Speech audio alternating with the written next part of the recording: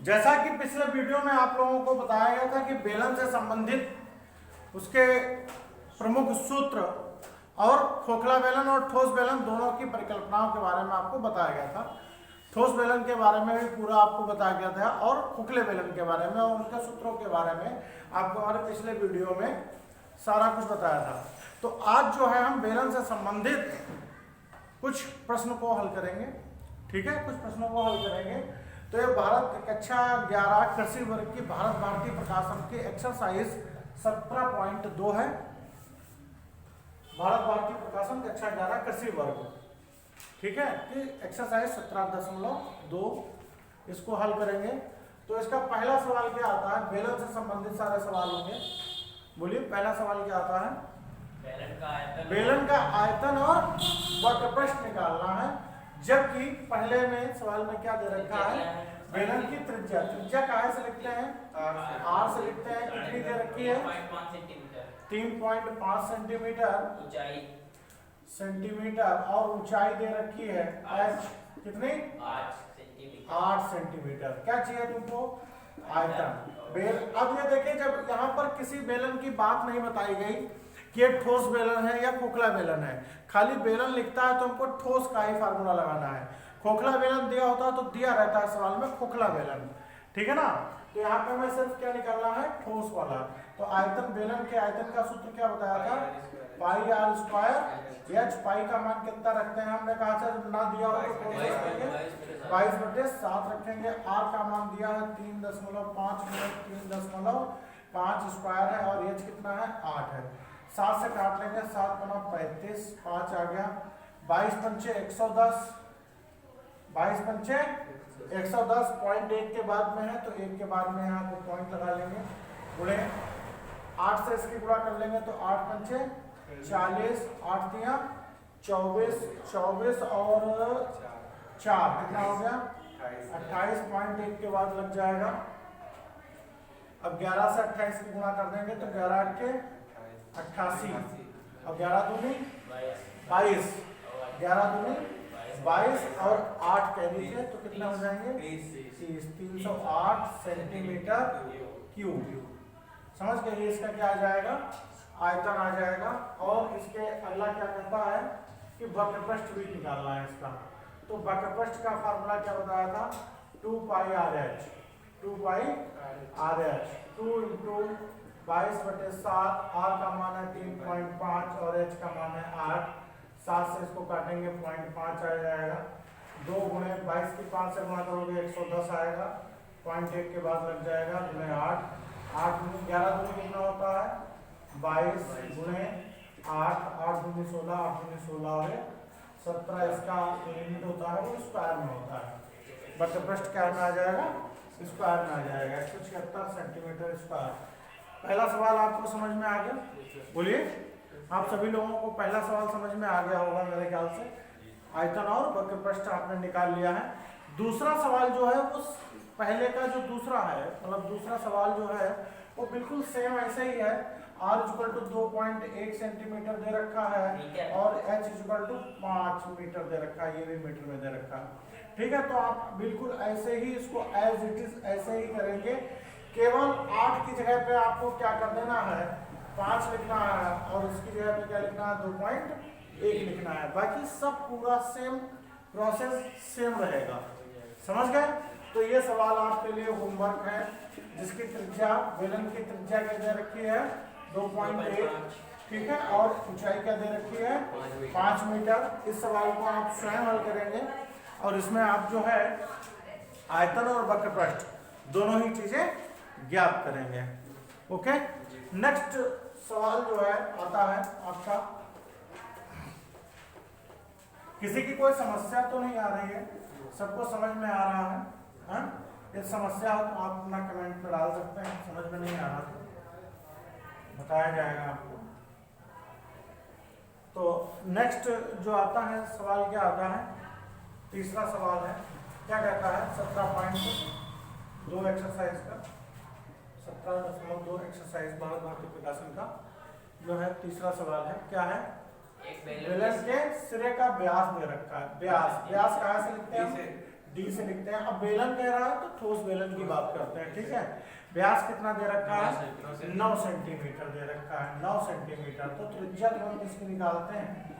त्रिज्या जो आर होती है बेलन के व्यास के बटे 2 होती है, मतलब डी बटे 2, मतलब 9 बटे 2 सेंटीमीटर हो जाएगी, ठीक है। त्रिज्या आधी होती है व्यास से, त्रिज्या क्या होती है? व्यास से आधी होती है। और आयतन क्या दे रखा है इसका? आयतन मतलब वॉल्यूम, आयतन V बराबर क्या दे रखा? 1980 सेंटीमीटर क्यूब, ठीक है। सेंटीमीटर क्यूब दे रखा है। कह रहा है इसकी ऊंचाई बताओ। आयतन का सूत्र जानते हैं ना, पाई आर स्क्वायर एच होता है, बराबर ये क्या दे रखा? 1980। पाई का मान क्या होता है? 22/7। आर का मान क्या हो जाएगा? 9/2 गुणे 9/2 गुणे एच बराबर 1980। एच गुणे में है, उधर चला जाएगा इनको। जो चीज बटे में है वो क्या में चली जाएगी? गुणे में। 1980 गुणे 7 गुणे 2 गुणे 2 बटे 22 गुणे 9 गुणे 9, ठीक है ना। 22 से कट जाएगा या 9 से कट जाएगा? बताओ। देखिए 9 से काट देंगे। 9 दूनी 18, बचा कितना यहाँ पे? 1, फिर से 18 हो गया। 9 दूनी 18, 0 डाल दिया। 22 से इसको काट दिया, 22.220, ठीक है ना। अब हमारे पास क्या बचा? 9 से अब कटने वाली कोई संख्या नहीं बची है, तो h इक्वल टू क्या हो जाएगा? 7 दूनी 14 दूनी 28.280, ठीक है। 7 दूनी 14, 14 दूनी 28.280 बटे 9, ठीक है। 280/9। इसको पॉइंट में बदल लें या इसको हम सही बटे में बदल लेते हैं। तो सही बटे में बदलने के लिए क्या करते हैं? इससे इसको भाग करते हैं। 280 9 तिया 27, कितना बचा? 1, क्या हो गया? 10 बचा। तो 3 सही 10/9। इसको हम क्या लिख सकते हैं? 3 सही 10/9 सेंटीमीटर। 3 सही 10/9 सेंटीमीटर। ये क्या हो जाएगी? बेलन की आपके ऊंचाई हो जाएगी। ये बेलन की आपके क्या हो जाएगी? ऊंचाई हो जाएगी। इसके आगे सवाल नंबर आता है चौथा। चौथा सवाल थोड़ा भाषा से संबंधित है। क्या कह रहा है? एक बेलन के वक्रपृष्ठ में वर्ग सेंटीमीटरों की संख्या, समझ लो बेलन का वक्रपृष्ठ, बेलन का वक्र पृष्ठ क्या सूत्र होता है? 2πr/h। इसमें जितने सेंटीमीटर होंगे, वर्ग सेंटीमीटर होंगे संख्या, उसके आयतन में घन सेंटीमीटरों की संख्या के बराबर है। उसके आयतन में घन सेंटीमीटरों की संख्या के बराबर है। मतलब जो आयतन है वो क्या होता है? सूत्र πr²h, πr²h, और दोनों के बराबर है। क्वांटिटी में दोनों क्या है? बराबर है। समझ गए? तो त्रिज्या बतानी है। मतलब सवाल क्या कहता है कि जो वक्रपृष्ठ है वो बराबर है किसके? आयतन के। वक्रपृष्ठ क्या होता है? 2πr/h। आयतन क्या होता है? πr²h। h से h कैंसिल, पाई से पाई कैंसिल, r² से r कैंसिल। r बराबर क्या बचा? 2 सेंटीमीटर। बस काम खत्म हो गया। r इक्वल टू क्या आ गया? 2 सेंटीमीटर। अर्थात जो त्रिज्या है बेलन की वो क्या है? 2 सेंटीमीटर। त्रिज्या जो है बेलन की वो क्या है? 2 सेंटीमीटर। समझ गए? बोलिए बोलिए, समझ गए ना? अगला सवाल क्या कहता है? सवाल नंबर 5। सवाल नंबर 5 क्या कहता है? एक घन सेंटीमीटर तांबे के टुकड़े को पिघलाकर 1 मिलीमीटर मोटा तार खींचा जाता है। तार की लंबाई बताओ। तो सबसे पहले तार का बात करते हैं। तार का व्यास दिया है, मोटाई दी ना तार की, तो मोटाई क्या होती है? जैसे कहें इस पेन की व्यास इतना है, तो जो व्यास होगा वही इसकी मोटाई हो जाएगी। समझ गए? तो तार का व्यास, तार का व्यास कितना दिया है 1 मिलीमीटर, यही तो लिखा है 1 मिलीमीटर। तार का व्यास कितना दे रखा है 1 मिलीमीटर का मतलब 1/10 सेंटीमीटर, 1/10 सेंटीमीटर क्या व्यास। तो इसकी त्रिज्या क्या हो जाएगी 1/2 गुणा 10 सेंटीमीटर, मतलब 2 से इसको और गुणा कर लेंगे तो r बराबर 1/20 सेंटीमीटर। तार की त्रिज्या क्या हो जाएगी 1/20 सेंटीमीटर। आगे क्या कहता है सवाल में, तार की लंबाई मतलब ऊंचाई h निकालना है, तार की लंबाई निकालना है, ठीक है। क्या निकालना है h निकालना है। तो h निकालने के लिए हम क्या कहते हैं, सबसे पहले आयतन निकालेंगे। क्या निकालेंगे आयतन, और जिसको टुकड़े को पिघलाकर जो घन का टुकड़ा है, क्या लिखा 1 घन सेंटीमीटर तांबे को टुकड़ा घन, तो तांबे के टुकड़े का आयतन, तांबे के टुकड़े का आयतन जिसको पिघलाया गया, जिससे तार बनाया गया, वो क्या था 1 सेंटीमीटर क्यूब। और इस टुकड़े को पिघलाकर, ये मतलब इतना बड़ा एक टुकड़ा था, इसको पिघलाकर क्या बनाया गया, एक तार बनाया गया। समझ रहे ना, एक घन था जिसको पिघलाकर क्या बनाया गया, तार बनाया गया।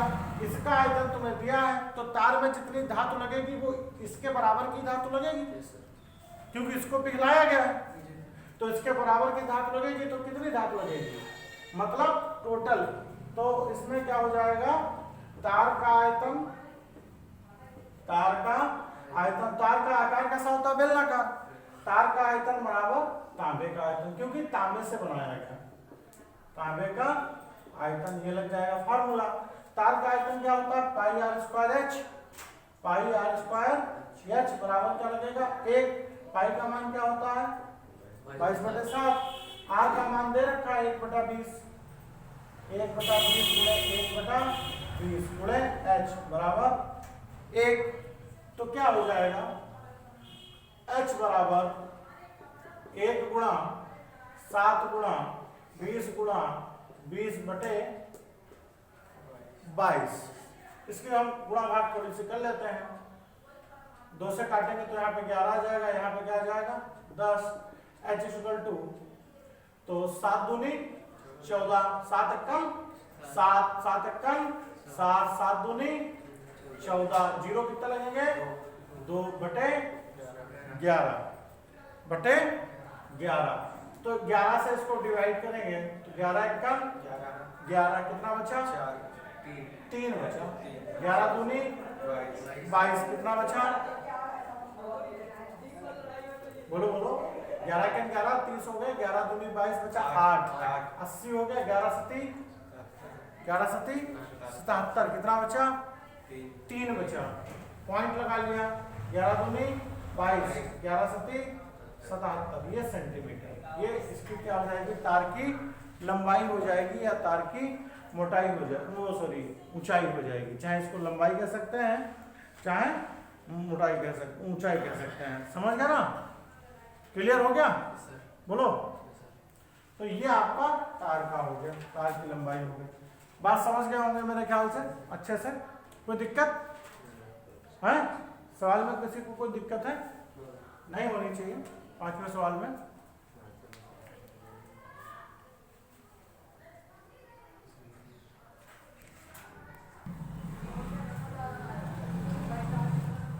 सवाल नंबर नेक्स्ट 6 नंबर क्या कहता है सवाल, बोलिए क्या कहता है।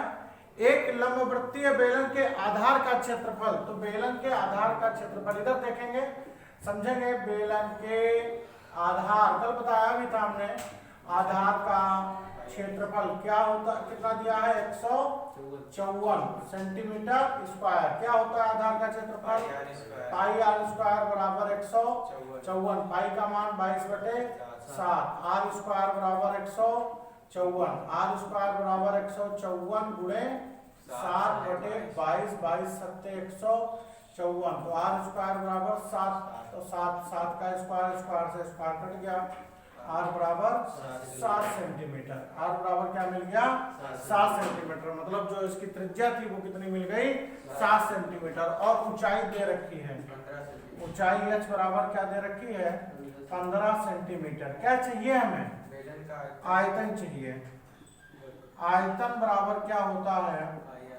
आयतन को तो सीधा सीधा लग जाएगा, आधार का क्षेत्रफल गुणे ऊंचाई। ये वाला फार्मूला लगा देंगे। आधार का क्षेत्रफल 154 तुम्हें ज्ञात है और ऊंचाई 15 आई है। ठीक है, बस गुणा करा दो। 15 चक्कू 60, 15 चक्कू 60, 15 पने 75, 75 और 6। कैरी में कितना गया था? 6 गया था ना, 6 गया था। 75 और 6 81 का 1 हाथ लगा। 8 15 का 15, 15 और 8 2310 सेंटीमीटर क्यूब आ जाएगा। और दूसरी इसमें चीज क्या चाहिए थी? वक्रपृष्ठ। इसके लिए हमने त्रिज्या को ज्ञात किया था। वक्रपृष्ठ क्या हो जाता है? 2 पाई RH। 2 इंटू पाई का मान 22/7, R का मान 7 और H का मान 15।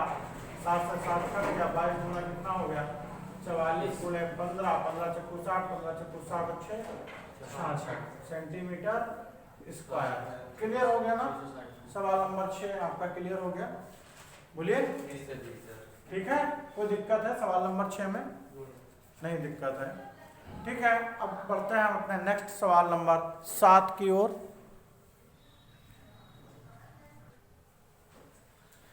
नेक्स्ट सवाल नंबर 7 है। 7 नंबर की ओर बढ़ते हैं। तो क्या कहता है 7 नंबर? कहता है एक आयताकार कागज का टुकड़ा है जो 5 सेंटीमीटर लंबा है और 4 सेंटीमीटर चौड़ा है। हमारे हाथ में कागज का टुकड़ा हमने आपको दिखा रहा है। ये कागज का टुकड़ा है, ये जो 4 सेंटीमीटर चौड़ा है, समझ लिया हमने, और ये मान लिया हमने 5 सेंटीमीटर लंबा है। समझ में आ रहा? ये कागज का टुकड़ा है, ये जो 4 सेंटीमीटर चौड़ा हमने मान लिया और 5 सेंटीमीटर लंबा मान लिया, जैसे कि सवाल में कह रहा है। 4 सेंटीमीटर भुजा को अक्ष मानकर, सवाल क्या कहता है? 4 सेंटीमीटर भुजा को अक्ष मानकर, मतलब हम इसको अक्ष मानेंगे और 4 सेंटीमीटर भुजा को अक्ष मानकर उसके चारों ओर घुमाने पर, मतलब इसको अक्ष मान लेंगे, उसको ऐसे घुमाएंगे। बोलिए। इसको हम ऐसे घुमाएंगे, गोलाई, मतलब पूरा नहीं, ऐसा नहीं गोल गोल करना है, अखबार की तरह लपेटना नहीं है, हमको सिर्फ इसको गोल घुमा के इसको बेलन बनाना है, जोड़ देना है ऐसे।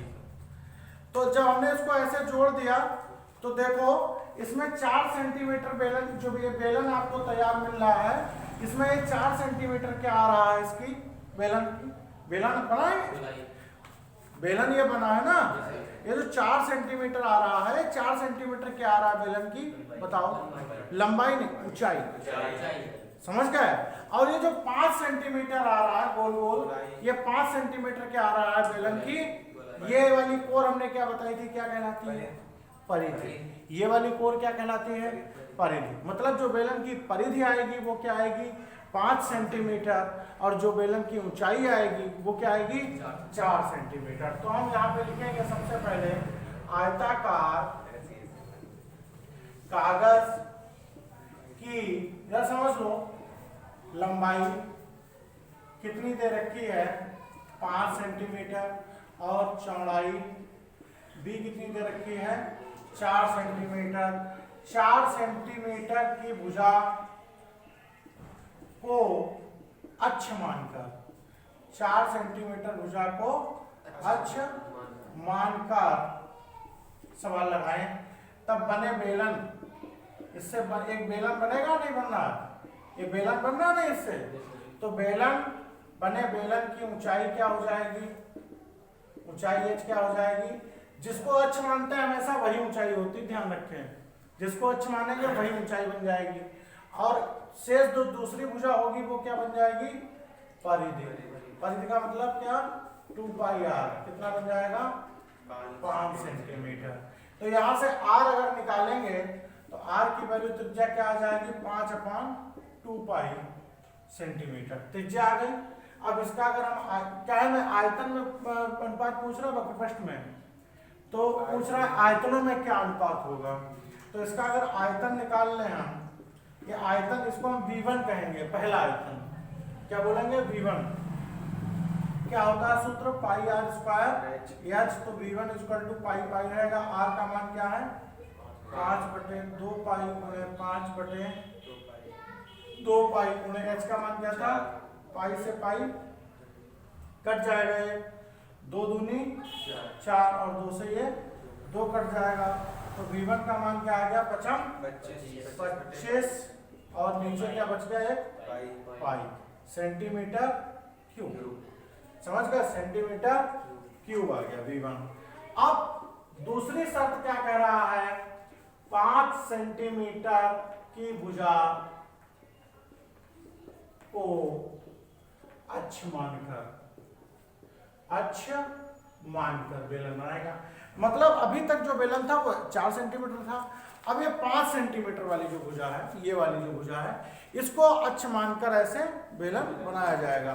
तो जब इसको ऐसे, पहले कैसे बना था, ऐसे बना था, अब ये कैसे बनेगा, ऐसे बनेगा बेलन। समझ गए, बेलन तो बनेगा लेकिन अब ये ऐसे बेलन बनेगा।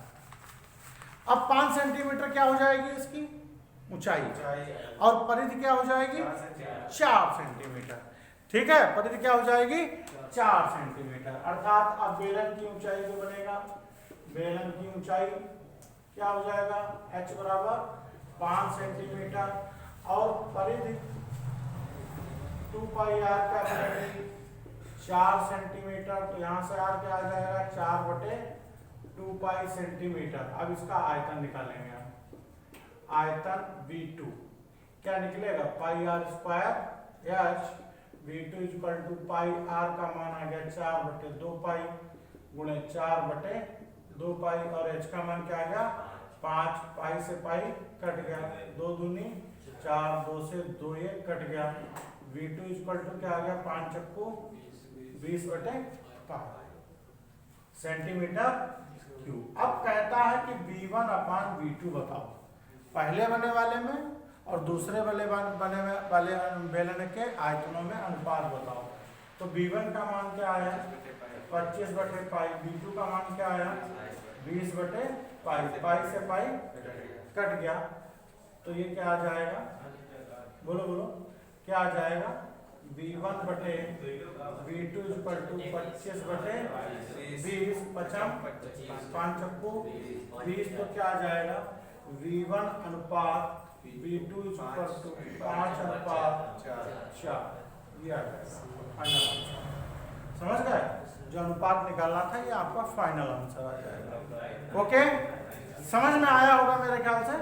सवाल आपको नहीं समझ में आया तो आप बताएं कमेंट बॉक्स में, आपको आगे फिर से बता दिया जाएगा। ठीक है, नहीं तो आप वीडियो रिपीट कर लें, पॉज कर लें, दोबारा उसको देख लें, समझ में आ जाना चाहिए आपको। धन्यवाद। शेष सवाल आपको इसके जो बच गए हैं एक्सरसाइज 17.2 के जो बचे हुए सवाल हैं वो आपको हमारे नेक्स्ट वीडियो में प्राप्त होंगे। धन्यवाद।